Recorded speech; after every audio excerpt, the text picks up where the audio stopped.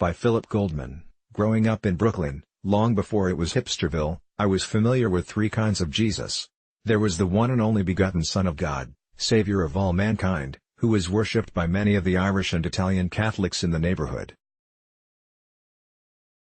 And, among the Jews, two alternative versions: the laudable, ethical teacher, a nice Jewish boy, essentially, who met with a terrible fate, and the Jesus they considered a creature of mythology, like Apollo or Zeus. In my atheistic home, where religion was the opium of the people, Jesus was largely irrelevant, except as a proponent of the Golden Rule and for the horrors that had been perpetrated in his name by misguided followers. Then came the 60s, and I was introduced to a different Jesus, by way of India.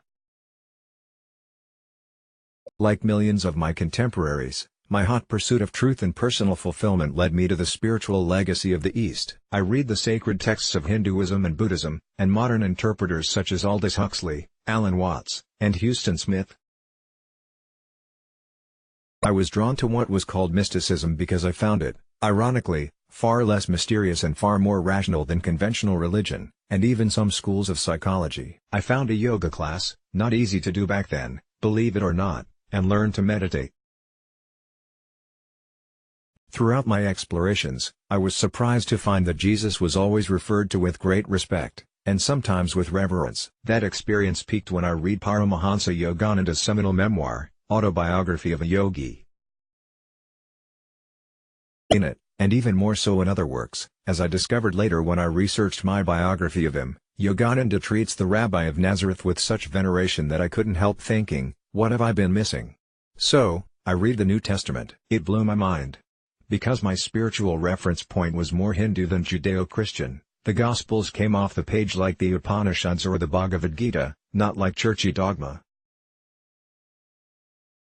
The main character was a master teacher, a guru, who guided his disciples not just to better behavior but to union with the divine. His term for the infinite ground of being was Father, but it was easy to evoke the language of the Vedic seers and substitute Brahma or Ishvara or the Self.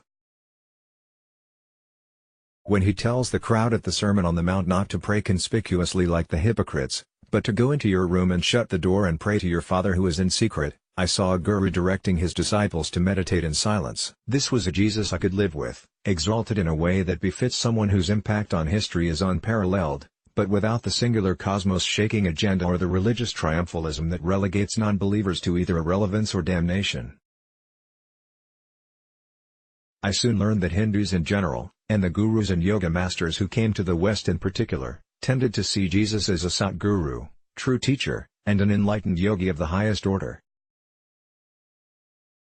Some even afforded him the status of avatar, placing him on the same level as Krishna and Rama in the pantheon of divine incarnations.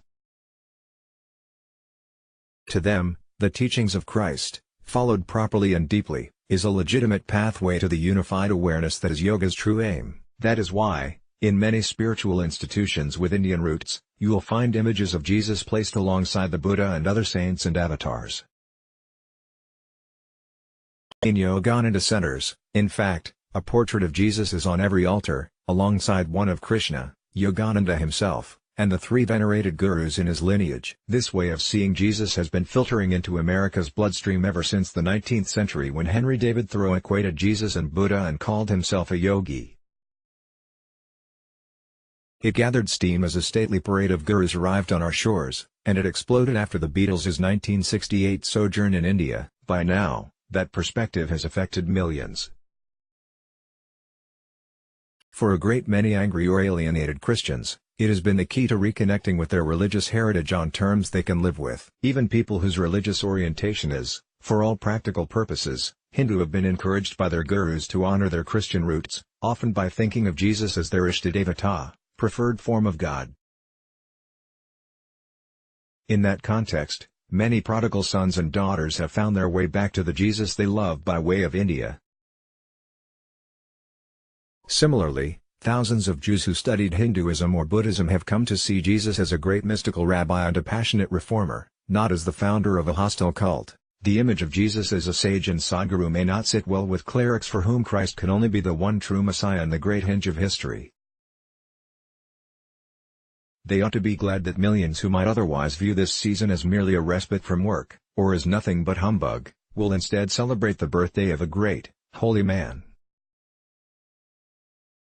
That's what I'll be doing. Each December it makes the season merrier, jollier, and brighter. That and the Drifters' version of White Christmas. Let's block ads. Why?